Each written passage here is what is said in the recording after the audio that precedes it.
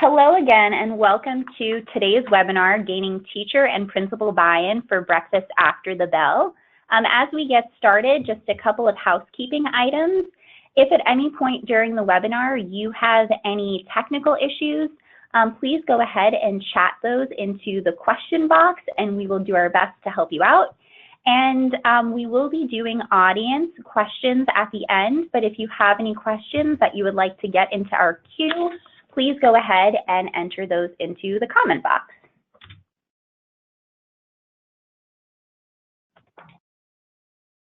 So hello and welcome again to today's webinar.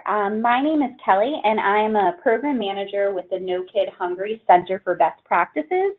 In this role, I develop resources and tools and provide technical assistance and training around the school breakfast program. We appreciate you taking the time to join us today to learn more about this very important subject. And I look forward to introducing you to our three guest speakers that are joining us today and facilitating a robust panel discussion. As for our agenda today, I'm going to share with you a brief overview of No Kid Hungry and highlight some of our Center for Best Practices breakfast resources. Then you'll meet our speakers and we'll move into our panel discussion around gaining teacher and principal buy-in for Breakfast After the Bell. And we'll conclude with an opportunity for audience questions. So let's talk about No Kid Hungry. No Kid Hungry is a campaign of Share Our Strength, and we are committed to ending childhood hunger in the United States. Nutrition programs like the school breakfast program already exist to feed kids. The problem is that these programs are failing to reach kids. So we're working to increase access by removing those barriers that are preventing the kids from connecting with the programs that exist for them. How else are we ending childhood hunger? We're doing this through grants, advocacy, research, and nutrition education, just to name a few ways.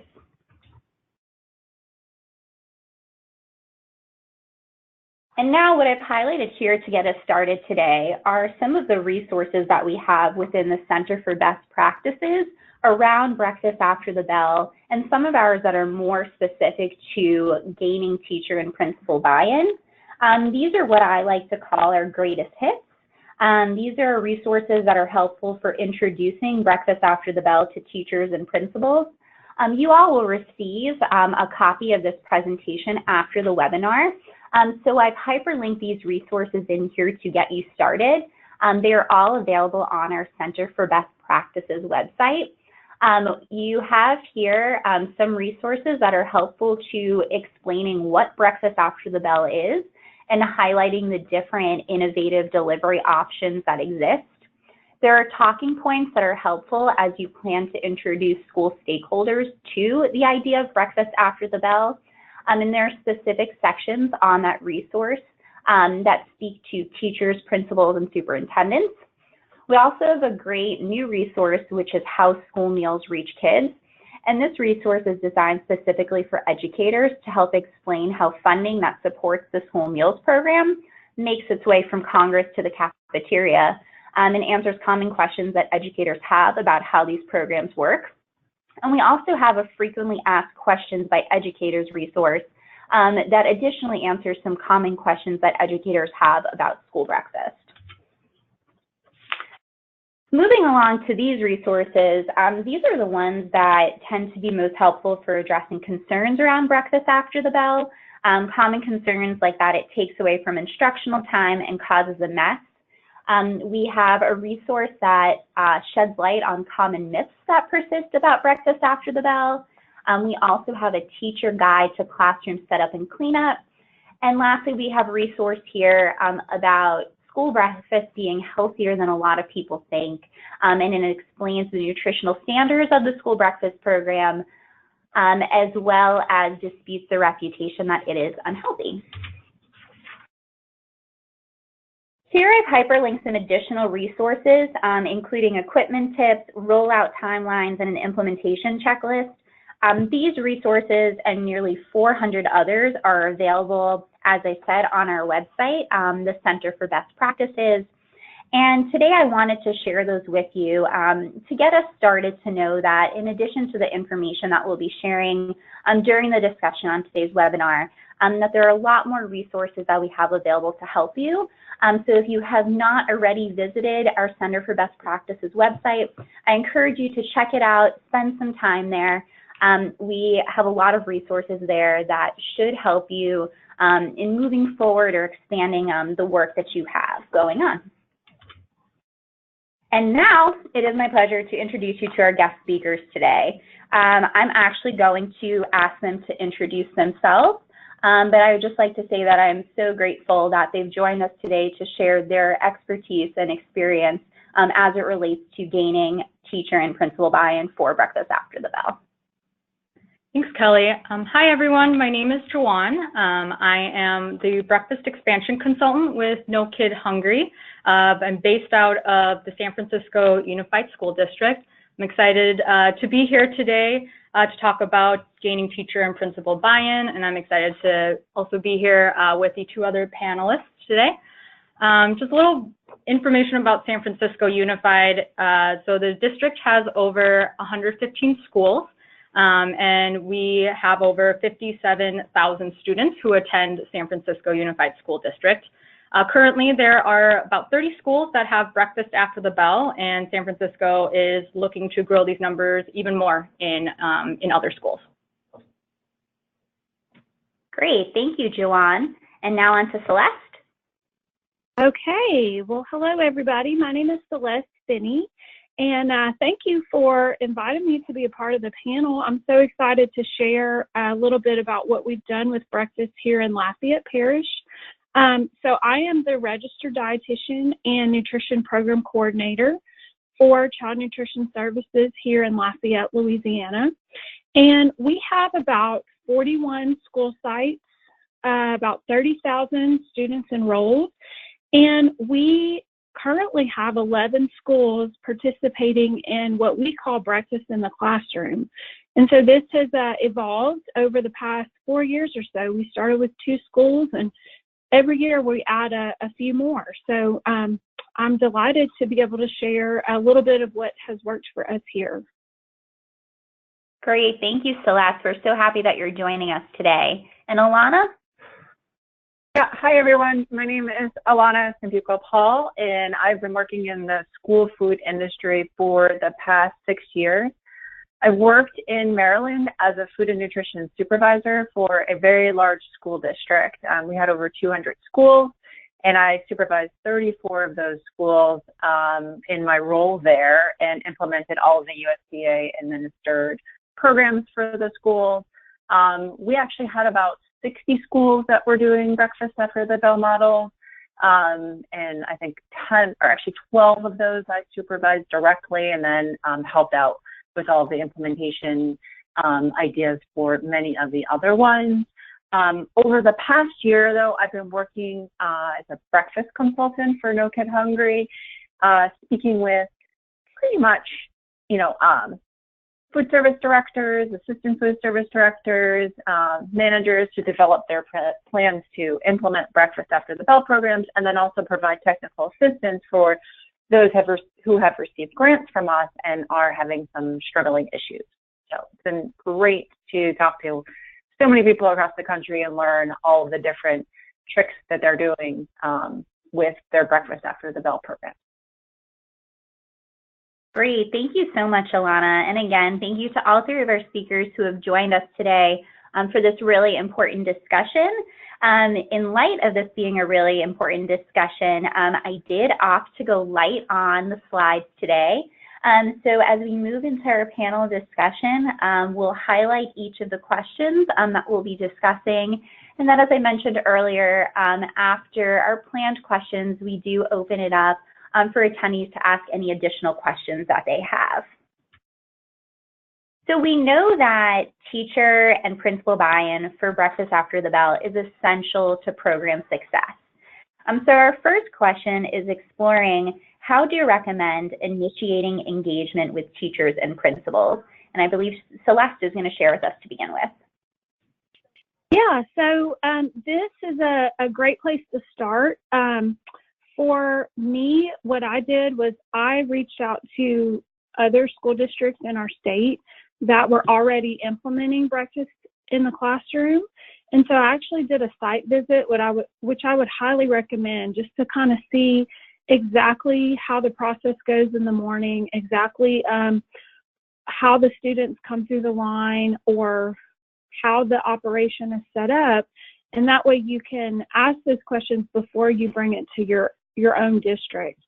Also, I targeted the 2 schools that we started with by looking at the time, this is before we had implemented community eligibility provision.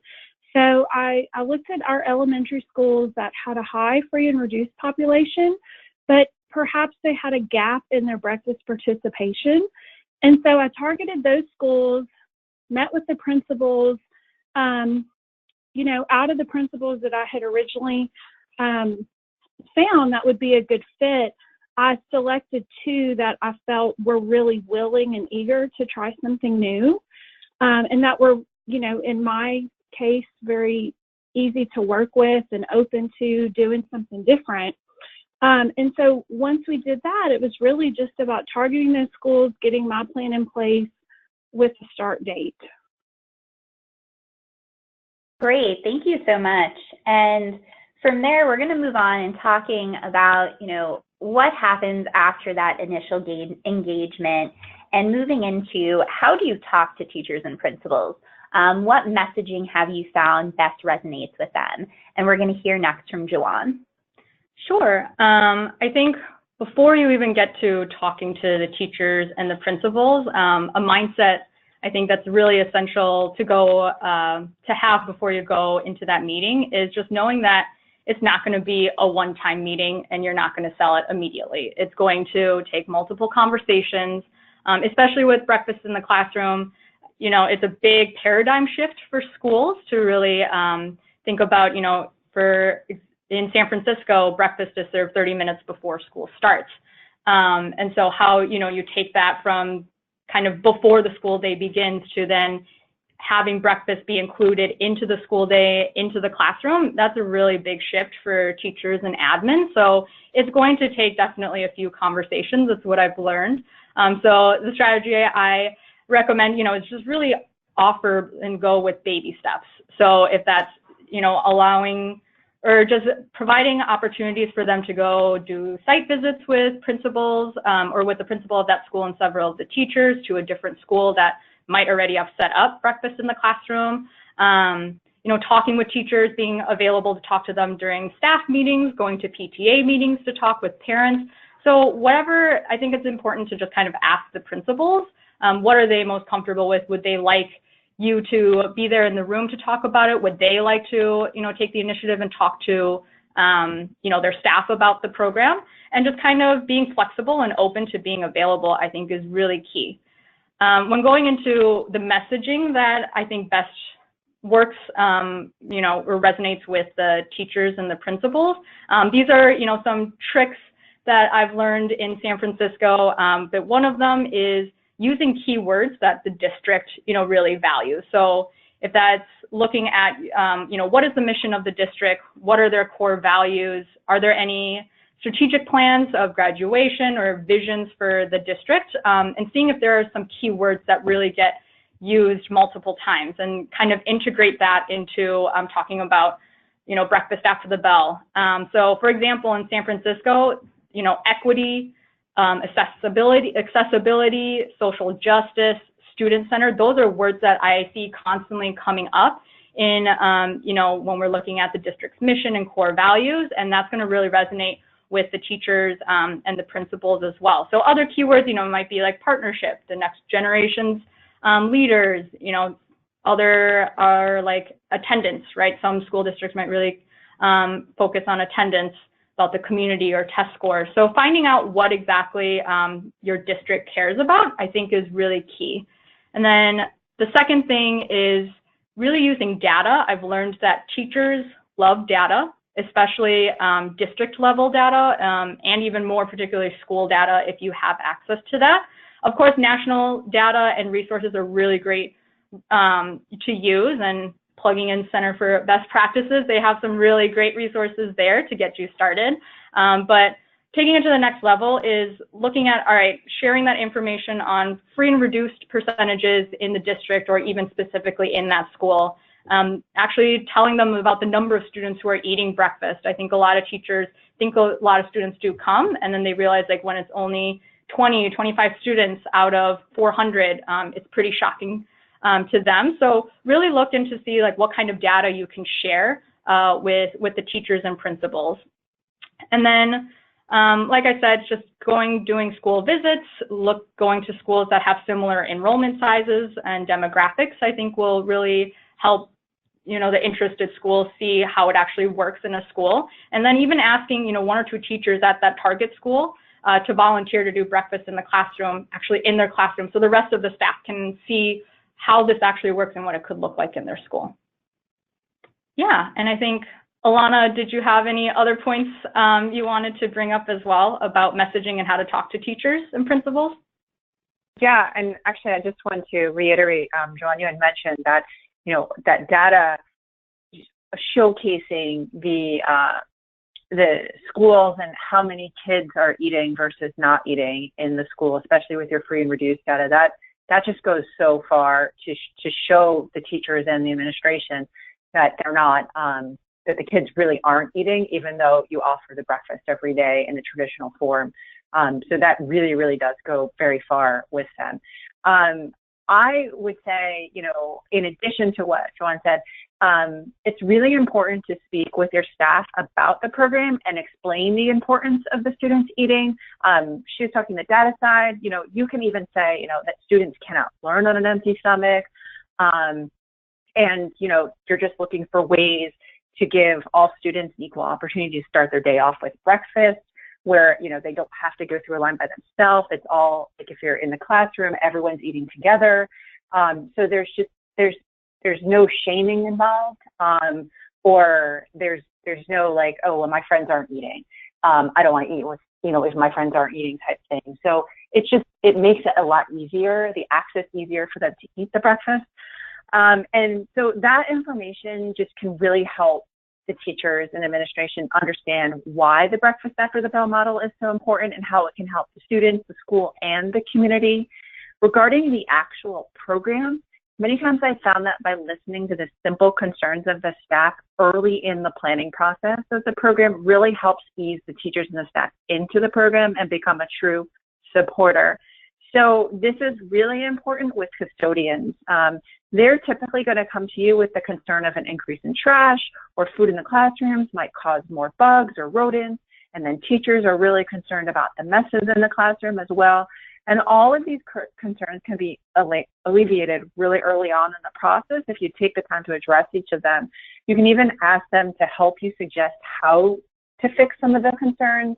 Sometimes by giving them the accountability, they come up with these great solutions that will work for the schools. You know, for an example, when implementing breakfast in the classroom, they had the custodians were like, well, you're going to need a thicker trash liner now in the classroom if the food is going to be thrown out into the trash cans in the classroom, so that the bags don't break.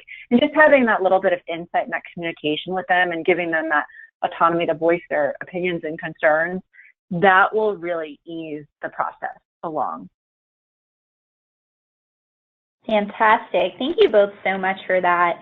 You know, I think, you know, you both touched on incredibly important points. And I think, you know, one of them is, you know, speak their language and do so authentically. And I think what's wonderful is that research supports that eating school breakfast has a positive impact on student attendance and academic achievement. So the connection that we're making is something that is backed up. And I think that, Alana, you know, you just touched upon this as well. It's really important to listen first. While there is a lot that we might be eager to share and eager to ask for, it's really important to, you know, hear out from principals and teachers, you know, what are their experiences, you know, what are their concerns, what are their questions, and really build that relationship and engage them as part of the process. So now as we think about kind of the next step what recommendations do you have around training teachers and principals? And I believe, Celeste, we're going to start with you. Yeah, so what's worked for us is really just being proactive with getting in front of the teachers and the principals. Like Juwan mentioned, you know, it's not going to be a program that just takes one conversation. It's pretty repetitive, especially at the beginning, with easing everyone into their hesitation about doing something so new. So what we do here is I always ask the principal who is interested in starting breakfast in the classroom, when is their next teacher in service? And so I'll make out a simple agenda of like a cheat sheet for how the morning will flow, down to, okay, students enter the campus at 7:20. They go to the cafeteria, they pick up their breakfast. It's a grab and go option is what we do here. And then just it kind of walks them through the morning all the way up to when instruction starts and the trash is put out of their classroom for the custodian to pick up. And so in the teacher in service, I can kind of walk through, first of all, why are we doing breakfast in the classroom? What's wrong with our current situation of traditional breakfast in the cafeteria? And with most of our schools, you know, we are serving a large population of students, and we only have 20 minutes to do that through a traditional line. So I tried to ease the teachers' minds with kind of explaining, okay, big picture of having breakfast in the classroom is that students are settled, they're at their desk, they can have a much calmer start to the day with you as their teacher and the rest of their classmates. And I really think encouraging one or two key people from each school to go and ask principals or other teachers at our existing breakfast in the classroom schools also helps with getting part of that training piece where they can see, okay, this school does it and they love it here. So, you know, we need to give it a try at our school. And so that really the peer kind of communication between schools and among those teachers who see it working elsewhere is really a help as far as getting the buy-in and the training. And also, it's important to train your staff in your cafeteria. So again, explaining to them, you know, change is difficult, but this is the big picture of why we're moving forward with a different way to get breakfast to the students. I think a big selling point for the cafeteria staff is that by doing breakfast in the classroom, it's actually a little bit easier on them because there is no longer a mess in the cafeteria to clean up. The students are now going to their classrooms. And so our cafeteria staff, it's kind of all hands on deck during breakfast, and then we can move forward with starting our lunch preparation. So it really has balanced out, and I think seeing that we're feeding more students, it's leveling the playing field, as Ilana said in the last point, about how everyone is offered a breakfast. There's no stigma according to who is eating breakfast and who isn't. So all of those things really play out, and it's a great opportunity to bring those to the forefront whenever you are training the teachers and principals. And Juwan, do you have anything else to add to that? Yeah, I think just adding on to it, you know, it's after that kind of initial buy-in and you're really getting ready to launch, like let's say, you know, the launch date is going to be October 4th. Just the way we do it in San Francisco is we ideally try to hold the training about 2 to 3 days before the launch date and not more than a week. Because, you know, you find that at least 2 to 3 days before launch or the implementation date, they have a little bit of time to kind of think through, you know, the model and how it's going to look in their classroom. But if it's more than a week, you know, they might forget about what the model is exactly going to look like. So I would really recommend holding the training, this is particularly with the school staff, especially the teachers that have breakfast in the classroom, 2 to 3 days before the launch date. So our in San Francisco, our training, it lasts about 45 minutes. We do ask, you know, it might be during a staff meeting or a meeting that's just completely outside and separate from a staff meeting. So it really gives us enough time to really go through, all right, how is breakfast in the classroom going to look in your classroom, right? So we go through the setup, what you should do or what you could do during breakfast, what the cleanup is going to look like, how to do counting and claiming, what the leftover policy is for the school or for the district. So we really dive deeply into that, and a lot of the recommendations that we give on during the setup and about cleanup is we've actually learned and took some best practices from teachers who actually are doing breakfast in the classroom in our district. So like the first 2 schools we went and we really, you know, kind of shadowed the teachers and realized like, oh wow, this is something that really works well in a classroom. We should share that with other teachers who are going to be doing breakfast in the classroom. Another thing I would really recommend is bring the actual equipment that you're going to be using to deliver breakfast in the classrooms to each classroom. So if that's, you know, you put it on carts, you have bags, however, whatever system you have to roll out the breakfast from the cafeteria to each of the classroom locations, actually bring, you know, those as props so they can actually, the teachers and the admin can see it in person. And another thing that we do here is to actually bring a sample breakfast so the staff can see, all right, this is what's going to look like, this is how it's going to come, and that way they can actually see what the students are going to be eating. And I think another thing I just wanted to add is it's great to be realistic with teachers, especially breakfast in the classroom. It's definitely going to take a few weeks to figure out their breakfast routine, how it's going to work best in their classroom, and each classroom is going to be a little bit different. So I think letting them know at the end, like, you know, we're going to be here for you when you're implementing, but also know that it's going to take a little bit of time, at least just being realistic so they know what to expect is really important. Alana, I don't know if you had anything else to add. No, you guys have covered a lot of my thoughts as well. So just to reiterate, you know, the training is just incredibly important to do for your staff. And like Jawan said, as close as to your launch date is really important because they will forget how to do things when it's so new. And it also gives you the ability to answer any of those last minute questions that any of the staff may or, you know, have to, you know, concerns or whatever. It just becomes, you know, this is real time and I can answer this for you right now, rather than waiting until it's implemented. The other thing that I think is a great idea, and I think both Celeste and Jawan mentioned that, you know, sampling the food for the teachers is great. You know, I would like to see, or we've done like a teacher's bag of some of the entrees that you're serving, like if you have any shelf-stable ones. So this way the teachers learn what the food tastes like, and you can encourage them to give you feedback on the item. But then they also know what it tastes like. So when kids ask, does that taste good or whatever, they can say, yeah, I tried that. That was really great. And then that also gives them, you know, ask them to encourage the students to eat.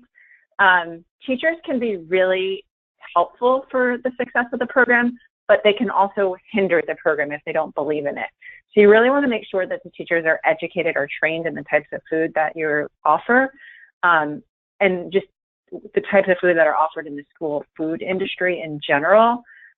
Get them to understand that while the food served in the schools may look similar to food purchased in the stores, like in the grocery stores, the makeup of that is very different because of the USDA regulations. And, you know, in the school food industry, we all know that and understand that, but anyone outside of this industry does not. And so spend a little bit of time in your training going over that, and have them, you know, they get excited when they get like a little goodie bag of food. So have them try some of the food that you're going to be offering. You know, even if you just do just something as simple as a tasting of a breakfast setup, you know, that could get them excited about the program. Wonderful. Thank you all so much. I think these responses were incredibly robust. And what I just want to quickly add to that is that, as I highlighted at the beginning of the webinar, we have resources that can help you explain and support many of the points that our speakers just made. For example, where Alana was just sharing about how the nutritional quality of school food, while the food item might look very similar to what's sold in the grocery store, it actually has a different nutritional makeup. That resource that we have around school food, Healthier Than You Think, explains exactly that.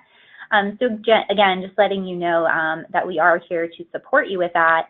And then I also just wanted to share, something else that's fresh in my mind and, related to what was just being spoken about. We often hear concerns from both principals and teachers that breakfast after the bell will decrease instructional time, but we actually hear quite often to the contrary. Schools are getting more instructional time because students are in their classrooms when the bell rings, not still waiting in the cafeteria line. And actually just this morning, I visited a school where the principal told us that the breakfast line used to look like the entrance to Disneyland, with students snaked through the cafeteria waiting to get through, whereas now all of the students are in class and ready to learn. So just some things to think about as we think about some of the concerns that might need to be addressed. So we've spent some time talking about initial training, initial engagement, and now we're going to explore how do you maintain communication with teachers and principals. Joanne, would you like to kick us off? Yeah, sure. I think just being there, like physically at the school, is really key. So there's a face to a name of here's someone who is here to support you with your breakfast launch. So at the end of our training the extensive training that we have with the teachers and the admin, is we're really there during the first week of implementation, pretty much every day. And sometimes, I'm able to recruit about 2 or 3 people from our own nutritional department to come out and be there on school site. It's fun for them, and they're trained as well. And that way it's just more hands on deck. So each person takes a floor and is really able to answer teachers' questions, the first day, the second day that just come up while they're trying to implement breakfast in their classroom. So I think it's just really key to be there, especially during the first week of implementation, and then just checking in, once or twice in the following weeks. That's with it might be going to a staff meeting, just seeing what their feedback is on how things going. So that way you can solve or resolve some kind of questions or issues that might come up before it becomes, a bigger problem. So yeah, I think just constantly checking in is really the best way to maintain communication with staff and the admin. And another one is, that I really do with San Francisco is I visit each of the breakfast after the bell schools, especially in the first semester, like the first few weeks of school starting, is I go and I check in not only with the staff and the teachers and the principals, but really with our dining staff as well, right? Like, how is it going this year? What do you need from us? Are there any equipment or supplies that are missing? And just really understanding what's going on in that particular year, and again, resolving those issues before starting. So yeah, and I think it's also just being open to, be available to communicate with teachers via email. I'm always telling them, let me know if you have any feedback. So just within this year, teachers are emailing me, asking me hey, we need more trash posters for our classrooms. Could you send them over to our school? There's a question, I know there's been a lot of national discussion about straws, right? And if we should get rid of straws, that's a question that's come up from our staff as well. Are we doing something like that for San Francisco? San Francisco, the city just passed, a law that says that you can actually recycle plastic bags now. So can clean plastic bags that are wrapped around the food, can that be recycled? And can we implement that into the model? So it really gets the teachers, again, as what Celeste and Alana have said before, was giving them the accountability and just being able to be there to support any of their feedback and their questions is going to be really key. Great, thank you, Joanne. And in the interest of time, I'm going to transition us to the next question. So we're going to continue our panel discussion for 5 more minutes. So if you have any questions, please start entering those into the comments box, and then we will get to those in a few minutes. So now I would like to ask our speakers for today if there's any particular success stories that stand out to you from your experiences. Celeste, I believe there's some you wanted to share. Sure. With us, like I mentioned a few moments earlier, the major success at our district is how we've been able to alleviate all of the extra stress in the morning, if you will. The breakfast in the classroom schools that are really a great fit for the program are the ones who are feeding a large percentage of their student body. And, you know, we only allow 20 minutes really for breakfast in the morning before school starts. So those schools, it's so much to get the students through the line. I love the reference to a line at Disney World, because that's exactly it's the visual that comes to mind when I think of our schools. So really getting those students to where they can get into the classroom, eat their breakfast, and then have the teachers conducting the start of the school day is a huge win. Just with the calm atmosphere that comes after implementing the program is a huge indicator for success with the principals as well as the rest of the staff. And with us, I just want to add, you know, sometimes when we talk about teachers love data and show them data, that can seem a little daunting. But what we did here is I took data from October of the year before we started breakfast in the classroom, and I tracked attendance, tardiness, and then major discipline referrals to the office with the principal, and compared it to the following October once breakfast in the classroom had been in place. And so we did see huge drops, black and white, in those numbers. So we had an improvement in attendance, an improvement in tardiness, and a huge drop in discipline issues.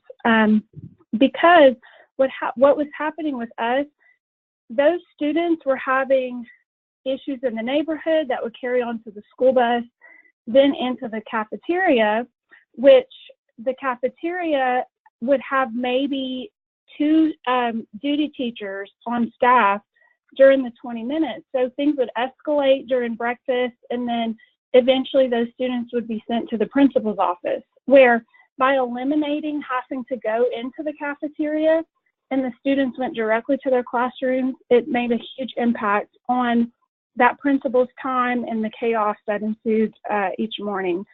And ultimately, instructional time started on time every morning. So that was huge for us as well. So those are really the major highlights of our successes here from implementing the program. Great. Thank you, Celeste. And Joanne, I think we can squeeze in one more quick success story. Sure. This one is a really particular school in our district. I think the biggest lesson was, like, sometimes the first time when you implement is not always going to be successful or the way you hope it would, the way you plan for it to play out. And so just being open-minded to that. So the example is we had one middle school who implemented breakfast in the classroom a few years ago, and it just really wasn't the right time for them. I think we just rushed them a little too much. And so it ended up after one semester, the teachers no longer wanted the program in their school. So that was a really big loss for us. And I think but what happened was a year later, the remaining teachers who were there, the teachers who came back, realized the importance of school breakfast, and they actually saw the benefits of having it in the classroom. So a few teachers started asking for it back. So then the principal got in touch with me, and just last year was the second time we tried to launch it in their school, and I really made sure that they were ready and set up for success. So, all the logistics were ready to go. The dining staff were trained. The staff were also trained as well, again, showing them the breakfast samples and the equipment, having 2 or 3 people, 4 or 5 people actually from our central office come out and be there for the first week, and really doing a lot of follow-up emails and check-ins. And so I'm happy to say that they're now in their second full year of doing breakfast in the classroom. So sometimes it is a lot of work going into it, just really making sure they're ready to go. And yeah, so the first time is not always going to be successful at some schools, but when they come around and ask for it again, just being ready for that, I think was really, really key, and we learned a lot from that experience. Great, thank you so much. And I'm now going to transition us to our last question, which is, what other tips do you have to share Alana, would you like to touch upon this for us? Sure. Well, first for sustainability purposes, one good tip is that you want to make sure that you retrain your schools every year. Don't leave the training up to other teachers because they might miss some really important key aspects.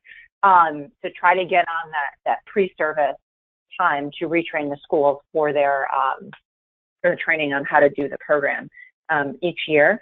And then another, like on the implementation side, when you're first starting your program, you really want to find a way to get the school excited for the program.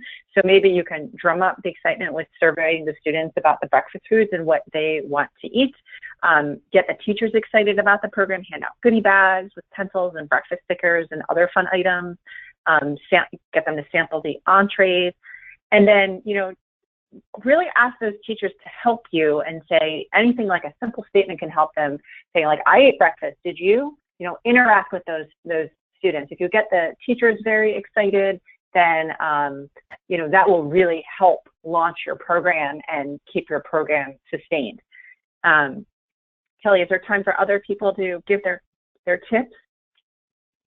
Sure. We might, Celeste, if you would like to quickly add some of the strategies that you've used around incentivizing teacher support, I think we can squeeze that in. Sure. Yeah, so the first thing that I would highly recommend is to offer teachers who are in the classroom an employee meal. So we do offer them a free breakfast. And really this serves kind of as a dual purpose. Not only is it a thank you and a nice gesture, but it also allows them to model that behavior for their students. And then also we tweak our menu a bit for breakfast in the classroom. We don't send cereal, canned fruit. We're very mindful about what items are going into the classroom that, are less likely to cause a mess.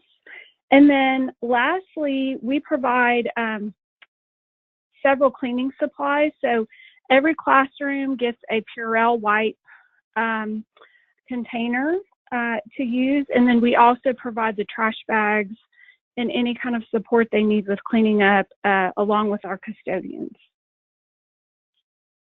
Great. Thank you so much for sharing that. All right, so we're going to move into questions, and I am going to bend our own rules a little bit and plan to go over for about 5 minutes longer today. You all have been an incredibly engaged group, and we do appreciate the questions that have started rolling in. So I just made a note to self that perhaps we need to have our next webinar be about 60 minutes long.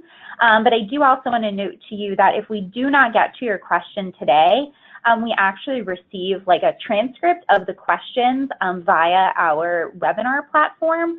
So if we don't get to addressing your question in the next 5 minutes or so, I will make sure to follow up with you by email.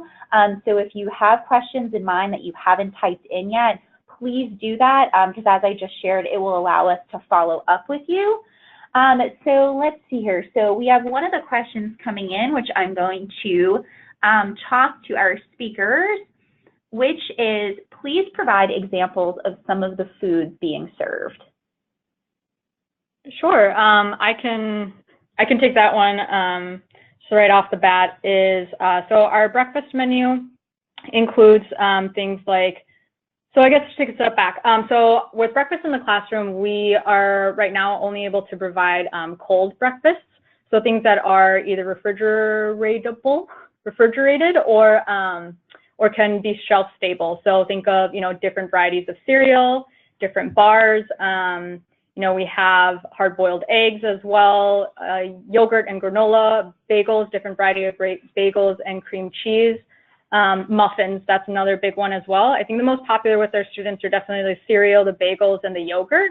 Of course, we're now looking into how can we provide hot breakfast just to provide students more of that variety. But all of these, follow the federal nutrition guidelines. So that's what we are able to serve, or we serve currently right now at San Francisco. Great, thank you. And kind of building on that one, Celeste or Alana, would you like to speak to a related question, which is how do you keep a variety of options with breakfast after the bell? I think it really just, Oh, yeah, go right ahead. Okay. It was inevitable. Yeah. I think it's just, it really just depends on how you can write your menu cycle. Many school districts will have a 2-week menu cycle. I know that there's been some that can actually do a 4-week menu cycle because they actually have food delivered directly to their schools. So, so they're able to have like a 4-week variety of with only repeats every couple weeks, like maybe 1 or 2 repeats. So it really just depends on how you're able to order your food and put your menus together. I know that in the Maryland schools, we had actually a week cycle, a 5-day cycle, that they could then put some alternates in on some of the days as well.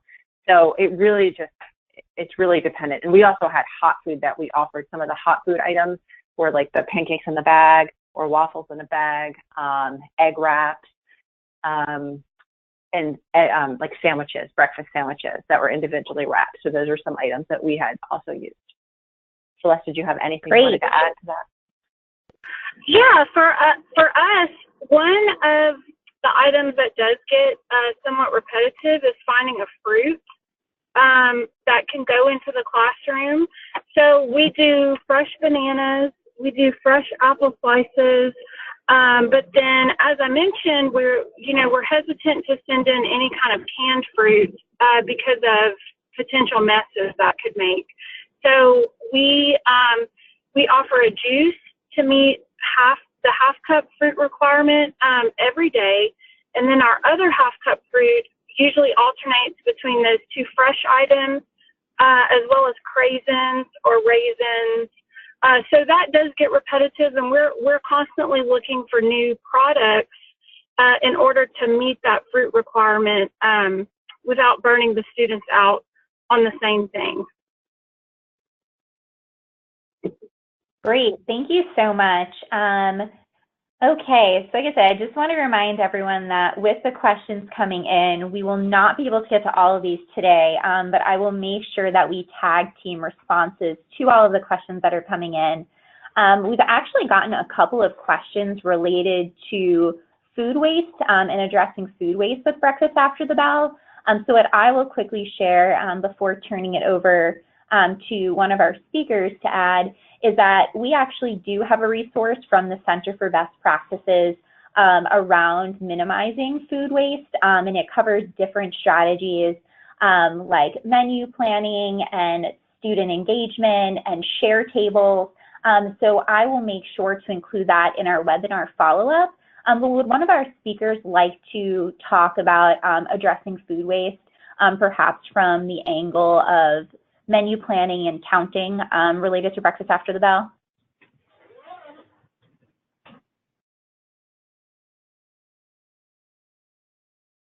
Sure, this is Celeste. I can speak to that. We had originally started our program with breakfast in the classroom, where we would pack and transport meals for every student in the classroom, which, you can imagine created a huge amount of waste. And so part of our solution is we are transitioning our breakfast in the classroom schools to a grab and go model to where those students who wish to eat breakfast come through the classroom and then take that breakfast, they come through the cafeteria and then take that breakfast on their own to the classroom, which, again, means that if a child doesn't want to participate, we're not having to waste that food. And we also spend a great amount of time with signage and explanation for our staff to implement offer versus serve. So that way, if a student doesn't want to take the fruit and the juice, they don't have to. They can leave an item behind. So as long as they're meeting the requirements for the reimbursable meal. So those 2 things together, I think, have helped us as far as reducing waste versus bringing every single meal to the classroom. Great, thank you. And what I'll quickly add to that, as I mentioned, we were fortunate to go on a great breakfast in the classroom site visit this morning. And when we were meeting with the team there, they were talking about the importance of, for lack of better words in the moment, I'll call analytics, but really just paying attention to what student participation is with particular menu items. So food waste might be a little higher when you launch a new Breakfast After the Bell program, but once you get a sense of the meal patterns and the menu items and what's most popular with students, that planning on the back end is really important to minimizing food waste. So if you know that there is a menu item that just isn't as popular among students, you are going to order and prepare fewer of those. Whereas, if there is an item that is very popular and breakfast participation tends to soar on that day, you're going to want to make sure to have more of those on hand. So I am going to transition us to the conclusion of this webinar. As I've already shared, we've had a number of questions come through, but I promise that we are going to follow up with all of you on this. Just to give everyone a sense, we've had some, as I've mentioned, a couple of questions come through around food waste, some questions come through about managing student allergies, around promotional efforts. Unfortunately, these are things that we have resources ready to go to share with you. So in addition to the resources that were linked within this webinar today, I will make sure that those additional resources are shared with you. And then I will also make sure that I loop in our speakers to make sure that we are getting you this additional information. But I just wanted to say, again, thank you all so much for joining us today. Thank you for being so engaged in this webinar. I also, again, want to just give big thank you to our speakers for sharing their experience and expertise with us. Two final housekeeping notes, I guess, on the way out. Hopefully you enjoyed today's webinar, so much so that you will like to join us for our next one. Our next webinar in our breakfast webinar series is going to be Keeping Classrooms Clean, Breakfast After the Bell Logistics. So expanding on some of the points that we touched upon today. If you had received communication promoting today's webinar, you will receive communication promoting the next one.